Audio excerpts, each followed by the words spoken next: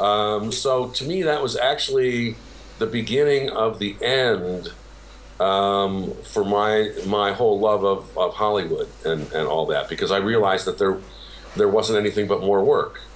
You know. But So, how long did you continue to work, and what happened after that? well, Hunt for October, that was 1990. I left in '94, so I worked for 4 more years. In the in the meantime, my wife at the time wanted to make a plan to get out of town. She was having some medical difficulties that were eventually tied to Los Angeles. So I kind of had ulterior motives at the time, but continued to do the best work that we could, and the pictures kept coming in. They kept coming in. They kept coming in. So I mean, it was almost like business as usual. There really wasn't that much of a difference. Well, what made you change your how did you leave LA? What made you decide to get out, other than the medical issues with your wife? Well, I mean, for me, that was the main thing, and this was actually, to tell you the truth, man, this was a huge dilemma for me, because now, I mean, I was at the top of my game in an industry that most people only dream about.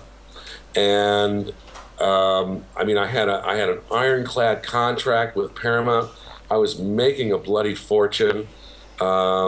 Everything was happy. We just finished building this, our quote unquote dream house. I had a couple of really nice cars. Everything was right. And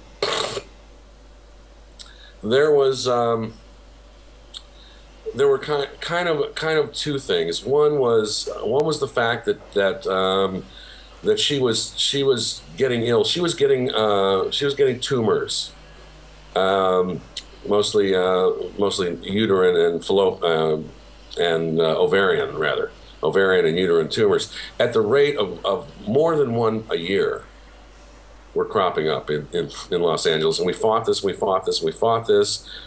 And an Indian doctor who showed up one time, we were lucky enough to get a. Oh, hang on. Okay, there was an Indian doctor who had come to Cedars-Sinai in Los Angeles for a couple of days. We were lucky enough to get an appointment because nobody could figure this out. And he said that his guess was that it was tied to something environmental in Los Angeles. Mm-hmm. So she had to go. My thought at the time, and this was after already, getting the award and seeing what I saw and how I felt about that, that relationship was much more important than a job. Okay, so it was kind of a philosophical difference about, relationships with people are much more important than a job. Now, that's not the LA theory. Mm-hmm. The LA theory is that the job is the most important thing. Relationships are completely disposable. I mean, there are so many mixers who are at least once or twice divorced. They've got, one or two alimonies, child support payments. I mean, they have to keep working, just to fulfill those obligations. And to me at the time, and it probably had to do with the fact that I was also kind of getting a little burned out, I think, having worked that much for so long. And I think if it were not for the direness of her condition, we might have thought it through a little differently. Mm-hmm. But we didn't. And so I basically had decided at that time to kind of retire. Everybody thought I was absolutely crazy. One of the VPs at Paramount called me into his office and said, "What are you doing, man? You're in your peak earning years. You are, and he's giving me all the logical reasons why this was an absolutely stupid idea." Mm-hmm.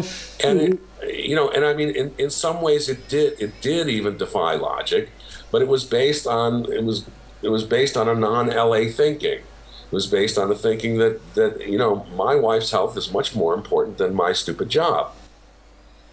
Yeah, I get that. I think that's admirable. I mean, do you think that's just the LA culture, or is it something that is more ingrained in the American culture overall? I mean, it's something I observe. You know, my last job in Singapore for an American company, I always had the feeling if I worked for an American company, unless they own you or they have the feeling that you're committed to them 24/7. Then that's not what it should be. Here in Europe, I worked in Babelsberg, which at some point I think they stopped using their soundstage, but it was at one point I think the biggest soundstage in the world until because it was owned by Vivendi then. And then Vivendi owned Universal, and they built another soundstage, I think, in LA. And even there, the working culture is not the same when compared to the American system.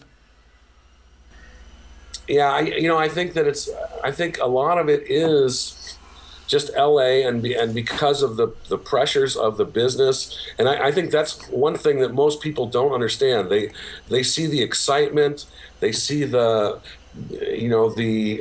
presumed creativity or the alleged, creativity that's available in this business, and the glamour and the excitement, and it just really isn't that. I mean, that's such a small part of this business. This is a business after all, Motion pictures is a business, and and you cannot be just your own little creative self and assume that people are going to be breaking down your door to have you working. It just doesn't work like that.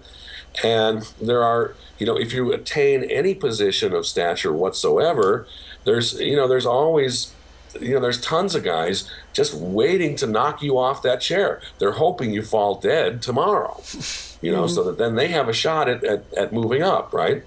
So it's a very, very cutthroat business. But I think you've touched on an important point, and that is that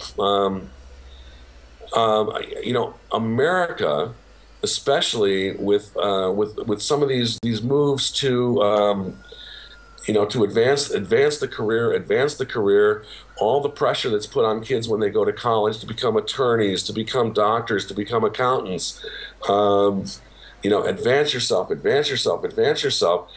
And it definitely is, I think, at the expense a lot of times of interpersonal relationships or what we're doing as mankind in general, So I know there's ways to keep both sides happy, but I think there is a little bit of trouble with that, especially in a high profile business like entertainment or film.